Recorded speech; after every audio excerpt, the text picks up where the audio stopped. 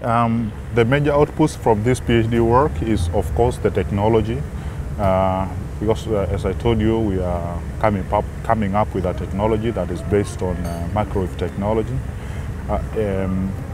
So I would say that is the most important thing for me, that technology, because it's something very new in the market.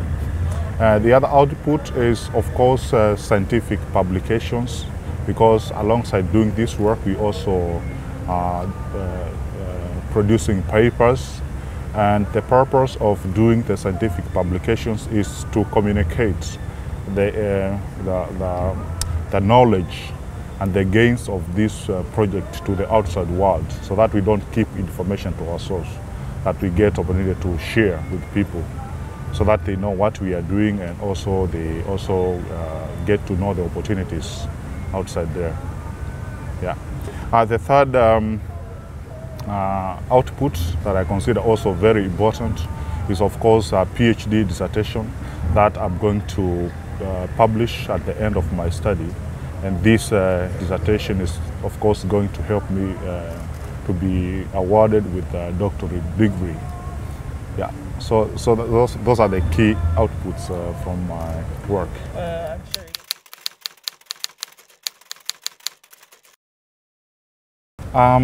I would say I've learned so many things, but the most important thing that I learned in this process is, I would say, thinking outside of the box.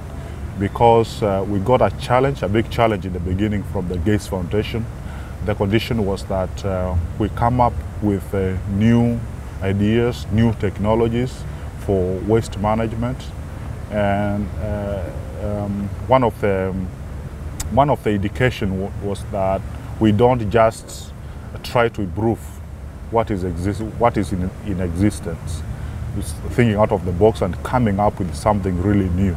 So I would say innovativeness, I mean thinking in terms of innovation, was one of the key things, or rather the gains that I got from this process.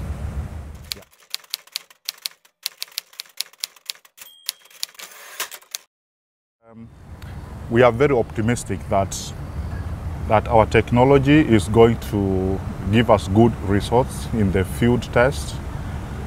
So going forward, we are looking at starting mass production, and that we hope to get partners that we can work together to kind of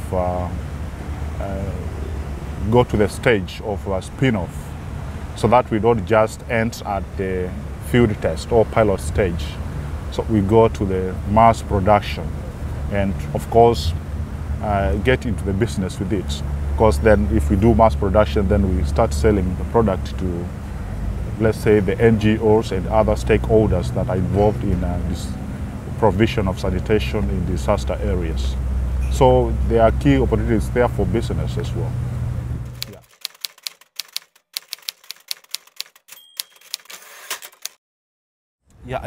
This technology is basically using the principle of microwave irradiation, in the sense that we just try to customize the usual, the conventional microwaves, but now in a different context. We have come up with a reactor that uses microwave generators, and the principle of operation is that you put the wastes into the reactor and you turn the microwaves on, and then you get two key things. The first one is reduction of or destruction of the pathogenic matter, pathogenic microorganisms, including bacteria and, of course, I think viruses, so that you don't have the risk of passing or rather spreading diseases from the feces. And the second,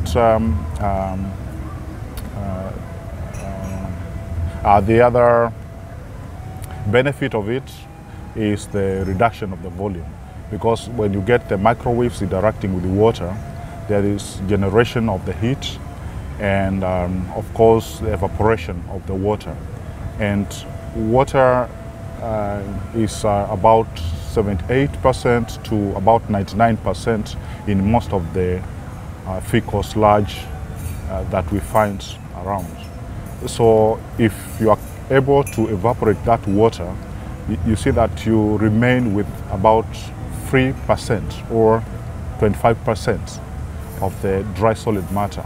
So at the end you get very compact product that is reduced in volume, and then it becomes easy for us to transport it, and also the final disposal. You need a very small space, as opposed to when you just take waste